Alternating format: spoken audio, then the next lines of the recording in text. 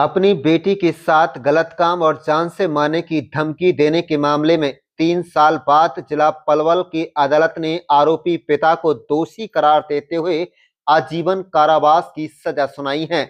जिला अतिरिक्त एवं सत्र न्यायाधीश प्रशांत राणा की फास्ट ट्रैक कोर्ट ने यह सजा सुनाई है।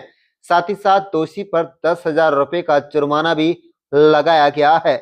वहीं आपको बता दें कि आरोपी पिता को केस के लिए बरी कर दिया था।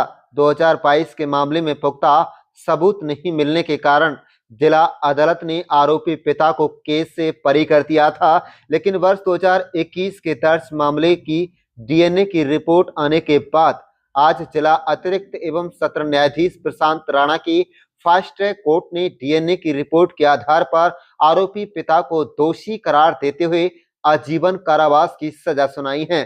साथ ही साथ दोषी पर 10,000 रुपए का जुर्माना भी लगाया है और पीड़ित पक्ष की आर्थिक स्थिति को देखते हुए जिला विधिक सेवा प्राधिकरण की ओर से पीड़ित परिवार को 10 लाख रुपए की आर्थिक मदद किए जाने के आदेश स्वीकार किए हैं। आप देख रहे हैं पलवल ब्यूरो रिपोर्ट। ये 5 जनवरी 2021 को जो पीड़िता की मदर है वो अपने मायके गई हुई थी।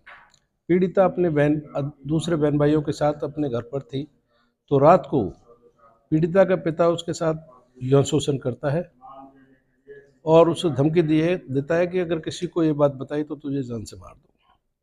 पीड़िता सुबह अगले दिन 6 तारीख को स्कूल जाने के बहाने से अपने नानी नाना के वहाँ जाती है और सारी घटना अपनी माँ को बताती है। माँ 6 तारीख को मुकदमा दर्ज कराती है। एक मुकदमा चल ही रहा होता है, तो इसमें पीड़िता और पीड़िता की माँ अपने दिए हुए बयानों से मुकर जाते हैं,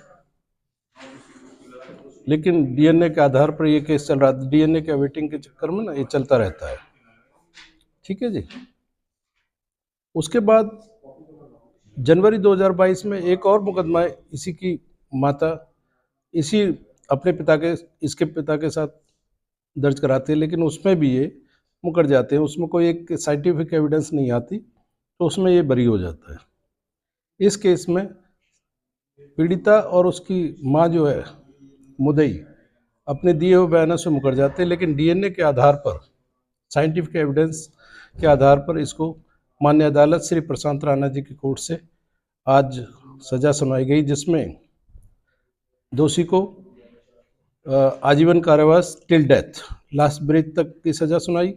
10 साल 10,000 रुपये उसे जुर्माना भी किया और मुद्दई को 10 लाख रुपया एज ए मुआवजा भी दिया गया। इस तरह के फैसलों से किस तरह का संदेश जाता है? ये समाज में संदेश जाता है कि इस प्रकार के अपराधों में माननीय अदालत बहुत कठोर है और कठोर सजा सुनाती है, और समाज में एक संदेश भी जाता है कि दूसरे लोग इससे शिक्षा लें कि इस प्रकार के अपराधों से बचें।